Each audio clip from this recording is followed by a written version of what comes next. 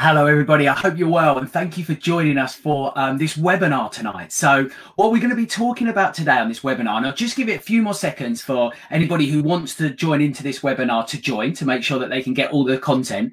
But we're going to be talking today about speed work, this important part of our training plan, and possibly the bit that we don't like. But what we want to talk about today is perhaps how we can enjoy it and why we can do it. So really today, this is a follow-on to the webinar that we did before on the heart rate training. Now, if you haven't seen that webinar, so the webinar that we did on the heart rate training, that is available wherever you're watching this now. So if you're watching on the running community page, it will be still there if you look back on the running community page or on our page at John W Sports Injury. It's also available on our YouTube channel. So what I would say, if you haven't seen the heart rate webinar that we did, head on over to the YouTube channels for the running community and John W Sports Injury, and you can catch it there. And the usual stuff, once you're on the YouTube channel, make sure if you like that content that you're subscribing and hitting that bell and all that good stuff. So what we spoke about in the heart rate webinar, to briefly summarize, is this wonderful concept of being able to run faster, further, pain-free, and actually not trying any harder, to just be targeting heart rate and running in the correct zone for us, which is great and is a fantastic thing to do. And it was allowed us to adopt the 80-20 rule. And so last webinar, we were talking about the 80%. Now, the only downside about the 80-20 rule is we have this 20%. And this is the bit that is perhaps the harder bit to do, our speed work. So that's what we're going to talk about today. And for me, one of the importance in the speed work is varying it, keeping it interesting. That's what keeps you motivated to get out there and do those hard runs, what I call the lungs out runs. So we're going to talk about that today. So firstly, before we dive into how I do speed work or some of the sessions I like to do, I want to talk about why we do speed work. Why is it important that even if we consider ourselves to be somebody who likes to run longer distances, why we should be incorporating speed work into our training program? Why do we have this 20% of our training program that we should adopt to quick miles? And remember, when we spoke in the heart rate webinar before, one of the things we said is that we want every run to have a purpose. So when we are doing these 20% of mileages, our quick miles, we want to have this purpose, which is to get the benefits of the speed work. So what are they? Well, what speed work allows us to do is allows the body to adapt to the changes, again, to become more efficient, to be getting used to running at these quicker speeds. And again, we could spend a whole webinar diving into the science behind this, but what I like to do is to try and keep things nice and simple.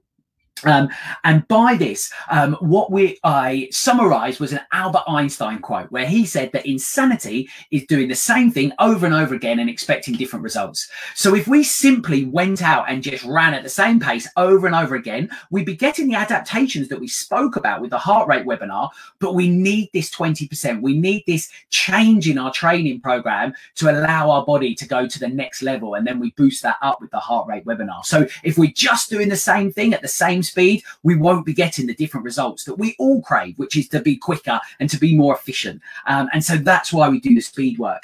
Another way of looking at it, I just brought up this picture here, because if we look to just, there might be an element of weight that we can lift at the moment. And if I look to just lift that weight for the rest of my life, I am never going to be as strong as this guy.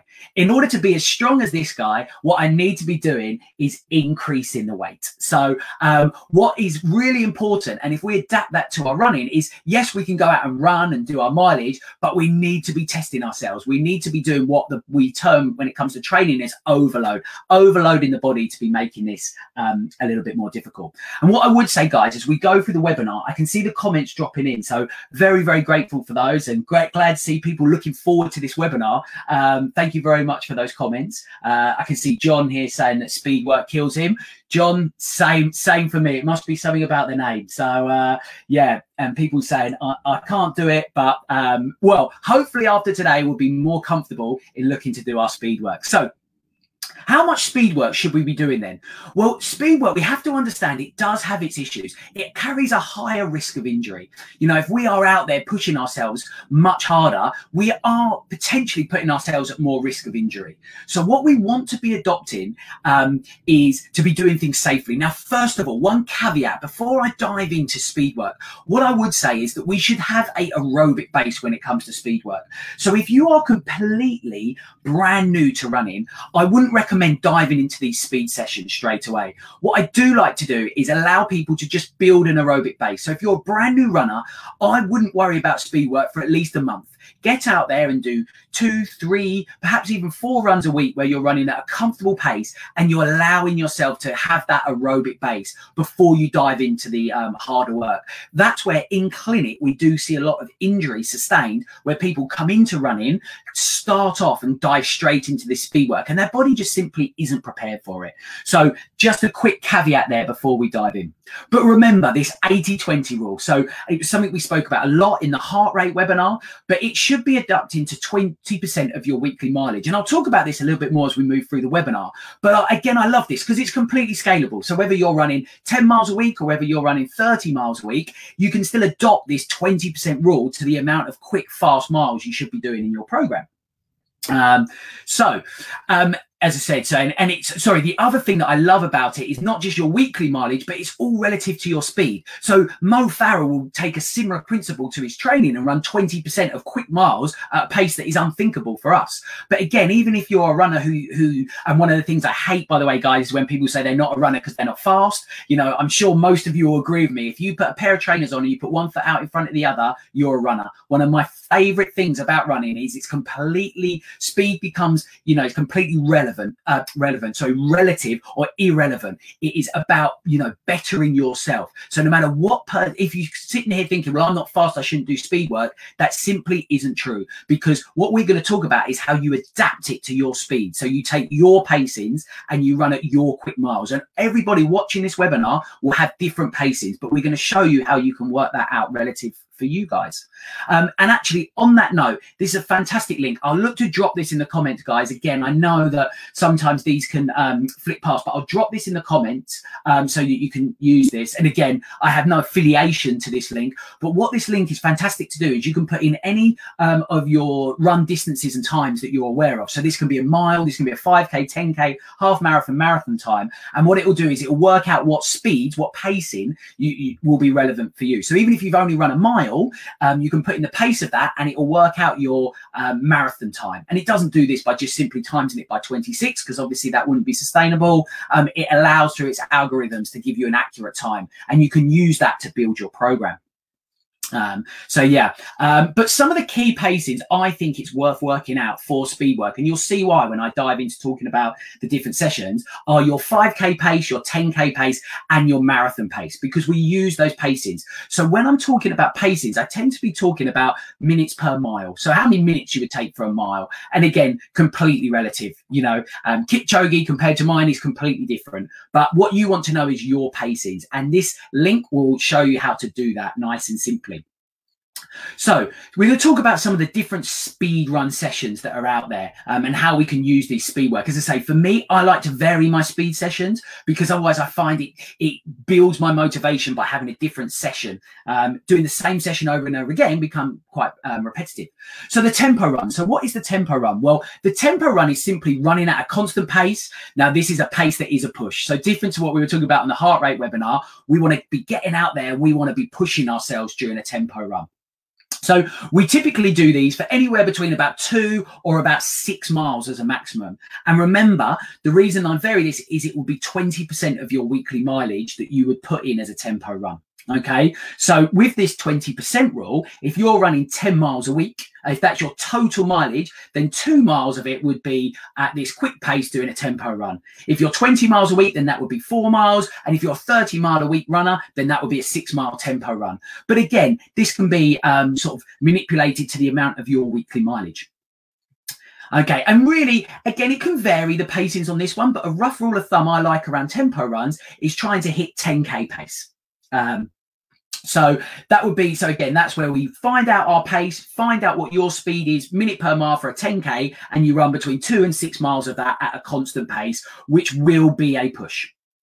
Okay, the next session to talk about that I like is doing what I term, and again, guys, what I would say, the titles of these, tempo run, perhaps different, but the other ones, if you Google them, these are my terms for them. So, again, feel free to drop into the comments some better names for them, but these are just the names that I give to them. So I call them the alternate mile session. Now, what I mean by this is that we're changing the speed per mile. And so what I mean by that is that we look to do 1 mile at your 5K pace and 1 mile at your marathon pace. So there's going to be a big difference between those minutes per mile. So it's effectively a hard mile, a very hard mile, and then a slower mile. And then you just alternate that backwards and forwards for the amount of mileage that you need to do, according to the previous rule that we just discussed. So again, guys, I appreciate when we're doing speed work and you're out there and you're running this pace, it can be difficult to judge this pace. The watches, you know, I run with a Garmin Forerunner 235. They're very helpful at giving you that information. But the other thing I would say, you will get better at judging that pacing. The more you do, so if you go out and you haven't done this sort of work before and you find it very difficult to know, well, for example, I need to run an 8:30. Am I running at 8:30 pace? You will get better at judging that. But that's what you're looking to do for this session, this alternate mile session. So the next form of speed work to discuss is what we call an interval session. So with an interval session, what we're looking to do is vary the speeds over perhaps a slightly shorter distance. So a similar format to the alternate miles, but we tend to do this over a shorter distance. So it tends to be a hard run for a designated distance, and then we have a rest recovery period, and then we repeat. So I personally like 800-meter intervals. That's just something that works quite nicely for me. It's half a mile. If you do, speed work can be done very well on the track. If you have access to a track, it's 2 laps of a track, and track work can be great for speed work. But you don't need to have a track to measure that out. Again, watches now and distances and Strava and things like this, very easy for us to work out this. So find an 800-meter interval and we run that. Now, some of the things that I've been asked about, just to mention about at this stage, guys, is around things like what should the heart rate be and stuff. Now, me being brutally honest, for this 20% of my weekly mileage, I forget the heart rate. You know, for my 80%, that's pretty much my sole focus. When it comes to my fast runs, my quick mileage, I don't worry too much about the heart rate. But if you do like to be noting your heart rate, you're probably going to be taking this heart rate anywhere 80, 85, 90% of your maximum heart rate. By the end of the session, you'll probably be in and around your maximum heart rates, okay, to give you some guidance on that. But again, guys, drop into the comments. Let me know your views on that one, because I'm more than happy to discuss that one. When it comes to comments, guys, whether you're watching us on live or you're watching this on a replay, do feel free to drop the comments in and I will come back to them. I'm just trying to keep up with them as we go through. So I really value all of your comments. So we take this 800 meters, and what we look to do is we look to run it at 5K pace, that minute per mile. So if I know that my 5K, for example, I look to run at, let's take an ease of number, 6-minute miles. I know that my 800 meters, because it's half a mile, I'd look to take 3 minutes over that. Okay, does that make sense? I hope that's helpful, guys, but that's what we're looking to do. So we're running it at a quick pace, a 5K pace. And so if you know your minute per mile, because we're running a half a mile, you just half that. Okay, and then I would look to jog for the same period of time. So if I've run the 800 meters in 3 minutes, I'd then do a jog for 3 minutes, and then I'd repeat that until I got up to the allotted mileage following my 20% rule. Hope that makes sense, guys, but drop your comments in and I will come back to them. A slight variation of that, and again, if people are familiar, this is a session I love, and the Yasu 800s. Apologies to Bert Yasu if I pronounced that incorrectly, but this was a session that I really enjoyed this session. Now, he's one of the head editors, I believe, for Run as well, but he came up with this session that was specifically for marathon runners, but I do think it can be adopted for other runners at any distances as well. But this is very similar to the interval session. So as I say, it was created by Bert Yasu of the Runner's World. Now, what you're looking to do is you run 800 meters at your goal marathon pace. So let me explain that a little bit. If I wanted to run a 3.5 hour marathon, I would look to run my 800 meters in 3 minutes, 30 seconds. So if I was looking to run a 4-hour marathon, my 800 meters would take me 4 minutes. If I was looking to do a 2-hour marathon like Kipchoge, his 800 meters should be running 2 minutes.